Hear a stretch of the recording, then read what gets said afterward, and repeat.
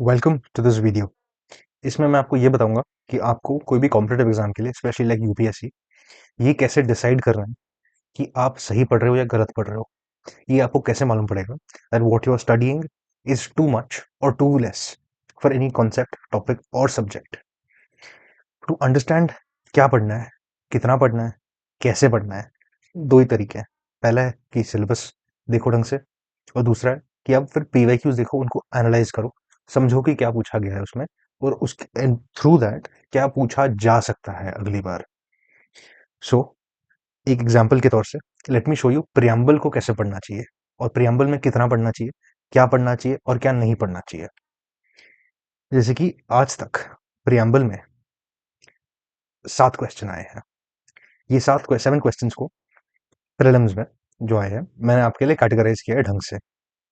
जैसे कि किस थीम से आए हैं, किस सब टॉपिक से आए हैं, क्या डिफिकल्टी रहा है उन क्वेश्चंस का, whether they were static, current based और they were mixed, what was the knowledge that was tested, उसमें कोर कॉन्सेप्ट क्या था जो उस नॉलेज का, और यूपीएससी ने अगर कोई इसमें ट्रिक इस्तेमाल किया है। जैसे कि ट्रिक ऐसा होता है ना कि वो अगल बगल के ऑप्शंस दे देगा आपको, या ईयर्स एक आध पीछे आगे पीछे ऐसे देता है, या कभी कभी वो स्टेटमेंट्स को उल्टा कर देता है। स्टेटमेंट वन में कुछ कॉन्सेप्ट होता है, उसका एक्सप्लेनेशन होता है, स्टेटमेंट टू में एक और होता है, और उनको वो इंटरचेंज कर लेता है। ऐसे ट्रिक्स होते हैं बस। और लास्टली कॉमन मिस्टेक्स क्या है कि वो क्वेश्चंस आंसर करने के टाइम जो बच्चे करते हैं इन जनरल, ये सब आप आपके लीजर में देख सकते हो, एंड दस you can also avoid these same mistakes. तो इसका बेसिकली हमको ये मालूम पड़ता है कि पहली बात, सारे के सारे क्वेश्चन जो भी 7 क्वेश्चन आए हैं इन द लास्ट 30 ईयर्स, ये भी याद रखो कि लास्ट 30 ईयर्स में बस 7 क्वेश्चन आए हैं, सब के सब स्टैटिक रहे हैं, एक भी मिक्स्ड या करंट तो बिल्कुल नहीं आया है। इसमें जो पूछा जाता है वो भी मोस्टली हम देख रहे हैं कि क्वेश्चन जो आए हैं वो आए हैं कीवर्ड्स एंड आइडियल्स पे, वो आए हैं लीगल स्टेटस एंड नेचर पे, and lastly linkages and chronology कि कब क्या कुछ ऐड हुआ था वगैरह वगैरह। इसमें भी आप देखोगे कि 2013 तक बैरली कोई क्वेश्चन आता था, उसके बाद सडनली थोड़ा आना शुरू हो गया, और एक आध साल जब आया दो दो क्वेश्चन आए हैं। मतलब हो सकता है कि जब आप एग्जाम दे रहे हो कोई क्वेश्चन ना आए, ये भी हो सकता है कि दो क्वेश्चन आ जाए। इसको थोड़ा वैसे ही पढ़ना है, which means you have to study this, you have to revise this, but you should not spend an inordinate amount of time. कुछ ज्यादा टाइम नहीं देना है इसमें। एक बार पढ़ लिया, दो बार रिवाइज कर लिया, काम खत्म, फिर कभी देखना नहीं इसके पीछे।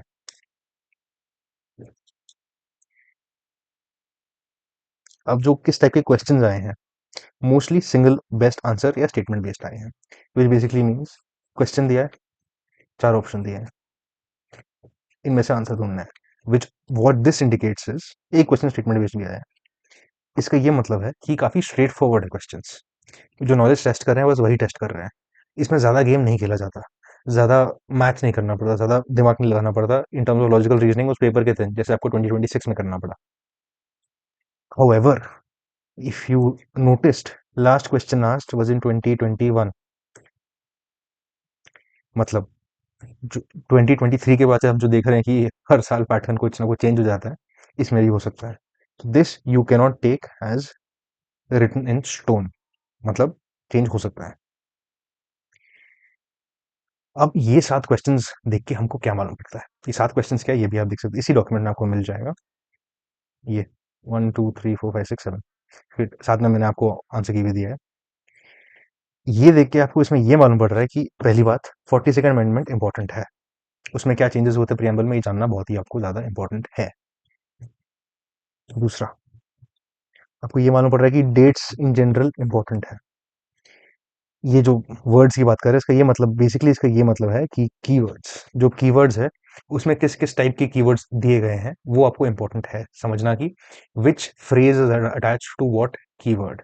फॉर एग्जाम्पल आपको मालूम होना चाहिए कि लिबर्टी जब कहते हैं उसमें सिर्फ थॉट है, सिर्फ एक्सप्रेशन है, सिर्फ बिलीफ है, सिर्फ फेथ है एंड सिर्फ वर्शिप है, इसके अलावा कुछ भी नहीं है। ये फ्लुएंसी आपको रहना चाहिए इसमें। फिर आपको लीगल स्टेटस के बारे में पूछता है कि इन्फोर्सेबल है नहीं है, लीगल इफेक्ट है उसका इंडिपेंडेंटली, इंडिपेंडेंटली यहाँ पे कीवर्ड हो जाता है, जिसका मतलब ये हो गया कि इंटरप्रेटिव यूज है इसका, बट खुद से इसका कुछ जस्टिसेबिलिटी नहीं है।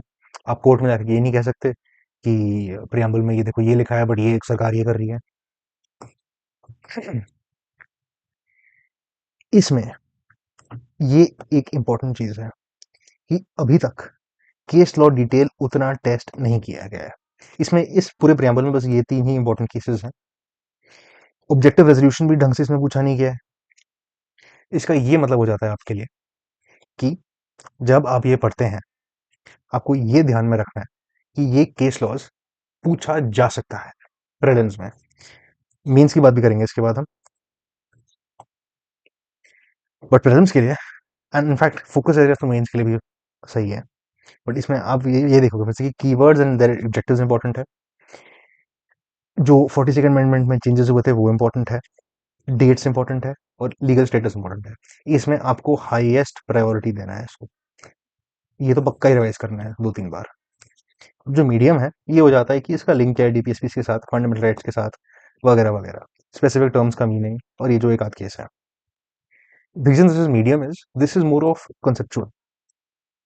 This will help you in your means when you're answering questions, or if tomorrow there's a question which you're not familiar with, you've not studied properly, if you know these concepts, जैसे जो UDHR वाला question आया था, देखो अभी कहना आसान है कि सिंपल सी बात है, जो क्वेश्चन आया था दैट वाज, आपको चलो दिखाई देता हूँ क्वेश्चन, ये रहा। ये अभी कहना है, ये बेसिकली ये पूछ रहे हैं कि फंडामेंटल राइट्स के अलावा इन किन पार्ट्स में हमको principles and provisions of UDHR देखने को मिलता है। अभी बोलना बहुत सिंपल है कि ऑब्वियसली प्रियम्बल में दिखता होगा, ऑब्वियसली डीपीएस में दिखता होगा, ऑब्वियसली फंडामेंटल ड्यूटीज में दिखता होगा, क्यों नहीं दिखता होगा। ये अभी कहना इजी है, बट अगर आपको थोड़ा सा भी कंफ्यूजन है उस टाइम में कि एक्चुअली प्रियम्बल में क्या क्या लिखा है, उसका मतलब क्या है, ये आपको श्योरिटी नहीं है, तो इट इज पॉसिबल आप सोचोगे यार ठीक है प्रियम्बल में क्यों लिखा होगा, या कन्वर्सली आप सोचोगे फंडामेंटल ड्यूटीज में क्यों लिखा होगा, इसमें क्या लेना देना, इसमें कोई राइट्स तो नहीं मिल रहे, तो ह्यूमन राइट से क्या लेना देना है इसका, ऐसे आप सोच सकते हो। एंड तभी सोचोगे जब आपके कॉन्सेप्ट क्लियर नहीं है, इसलिए ये भी इंपॉर्टेंट हो जाता है। लास्टली केस लॉज, ये रीजन ऑफ लो इंपॉर्टेंस है क्योंकि पूछा नहीं गया है, बट इसका ये मतलब नहीं है कि पूछा नहीं जा सकता। प्लस जब भी मीन्स में कोई भी क्वेश्चन आता है, specially question that has to do with humanism और ह्यूमन सोसाइटी हो गया, एथिक्स हो गया, वगैरह वगैरह, this is very useful for you to write as a fodder material for value addition. Mains में आपको डायरेक्टली बस ये एक सिंगल क्वेश्चन आया है कि इसमें पूछा गया है कि रिपब्लिक के साथ जो जो वर्ड्स है वो वेदर क्या अटैच एक तो है, क्या मतलब क्या है, और उसका how are they defendable today. इसका obviously once you read it you'll understand that one of the things यहाँ पे विच बिकम्स कंटेंशियस और debatable becomes the addition of are we really socialist, which you will only know if you know the meaning of socialist and why it was added and when it was added. So which is why I said there are जो medium और low priority में है वो भी आपको पढ़ना चाहिए at least एक आध बार। इसके अलावा like I have been saying value addition, यहाँ पे preamble becomes very important because if there's a question about secularism, if there is a question about welfare, यहाँ जहाँ की हालांकि ऑफ कोर्स डीपीएसपी तो पक्का आएगा, preamble भी आ सकता है, फेडरलिज्म पे आ गया, बेसिक स्ट्रक्चर पे आ गया, ये टर्म्स पे आ गया, कोई भी ऐसे इस टर्म्स में आ गया, या आपको कोई भी जीएस आंसर में अगर कोई अच्छा इंट्रोडक्शन चाहिए जो आप सोच नहीं पा रहे हो, तो प्रियम्बल से बेटर क्या है, काफी कुछ है, बट प्रियम्बल भी एक अच्छा ऑप्शन है आपके पास, which basically means preamble is one of the subjects. ऐसे और भी टॉपिक्स है जैसे कि मान लो फंडामेंटल राइट्स हो गया, फंडामेंटल ड्यूटीज हो गया, डीपीएसपीज हो गए, टेरिटरी एंड सिटीजनशिप हो गया, ये जो ह्यूमन नेचर एंड अपना नेशन का जो नेचर है वो वाले टॉपिक्स है, ये आप काफी जगह यूज कर सकते हैं। हेंस इनको आपको वैसे ही पढ़ना है with the idea that you are getting points not just for what you're studying but for other seemingly unrelated topics where you can write something cool that will fetch you a mark or two extra in the mains, or help you answer some question in prelims that requires some sort of horizontal thinking. For example, जब डॉपर्स कहते हैं कि मैंने यार जो question आता था ना वो मेरे को पता नहीं था, बट मेरे को थोड़ा साइड में एक और नॉलेज, एक और चीज फैक्ट पता था बैकग्राउंड से, या रेसिडुअल नॉलेज से, या कोई और नॉलेज से, कि अगल बगल का कुछ पता था मेरे को, इसलिए ये एलिमिनेट करके ये ऑप्शन में आ गया। ये तभी होता है जब आप ऐसे वाले टॉपिक्स पे कमांड ज्यादा हो आपका, कौन से topics? F R, F D, F R मतलब fundamental rights, F D fundamental duties, directive principles of state policy DPSPs, and territory and citizenship, and of course preamble.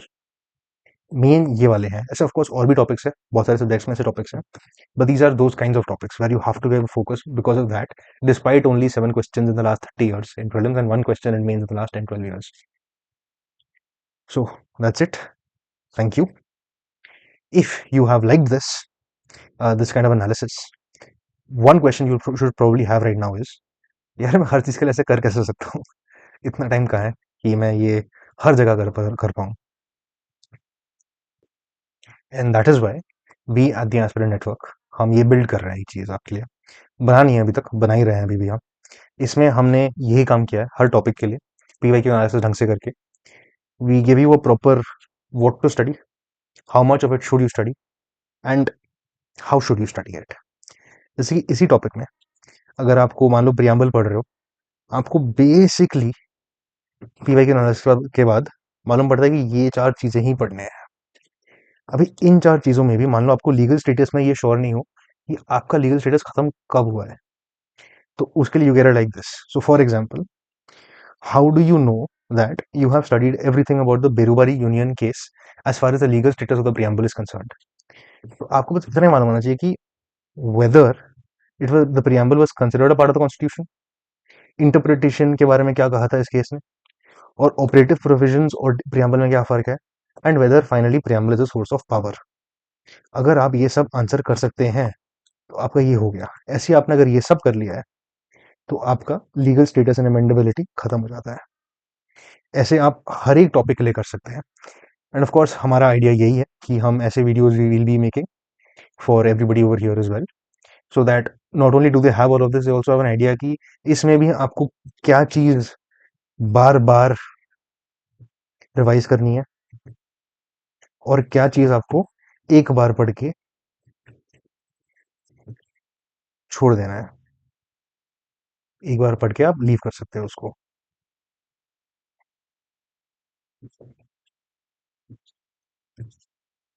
So that is it. Thank you. Please let me know in the comments if you think that we can add some other things to this. If you're excited about a product like this, if it's going to be helpful for you, whether you would like more analysis of PYQs, more topics, जैसे मैं अभी ये वाला डाल रहा हूँ। अगर आपको ये वाला चाहिए, ये वाला एनालिसिस आपको जो PYQs का मैंने दिखाया आपको चाहिए, तो आप हमारे टेलीग्राम चैनल में से वहाँ से डाउनलोड कर सकते हैं आप। And please do let me know if you would like more such analysis and what you think about a product like this.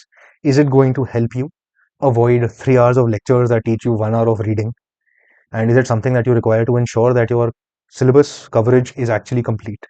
Whether you actually finished polity, economy or ancient medieval art and culture, आपने सही से अगर पढ़ा है PYQs के हिसाब से, please do let me know in the comments. Thank you and all the best.